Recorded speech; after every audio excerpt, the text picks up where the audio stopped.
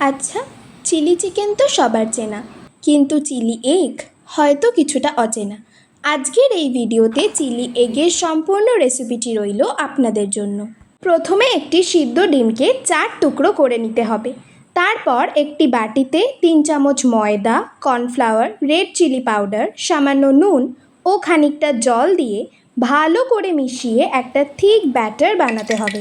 এবার কড়াইতে তেল গরম বসিয়ে ডিমগুলো ব্যাটারের মধ্যে কোট করে নিয়ে একে একে গরম তেলে এপিট ওপিট ভেজে একটি পাত্রে তুলে নিতে হবে ডিমের পকোড়াগুলো।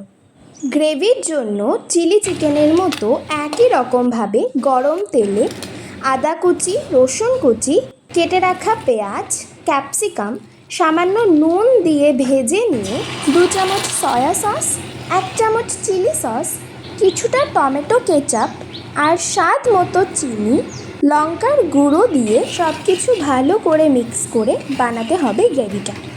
তাতে ভেজে রাখা ডিমের পকোড়াগুলো অ্যাড করে একটু আলতো হাতে নেড়ে চেড়ে সামান্য জল দিয়ে দিতে হবে। গ্রেভিটা একটু থিক হয়ে আসলে ওপর থেকে ধনেপাতা কুচি ছড়িয়ে নামিয়ে নিন ডিমের এক চাইনিজ রেসিপি। পছন্দ মতো গার্নিশিং করে পরিবেশন করুন এগ চিলির এই সুস্বাদু প্রিপারেশনটি।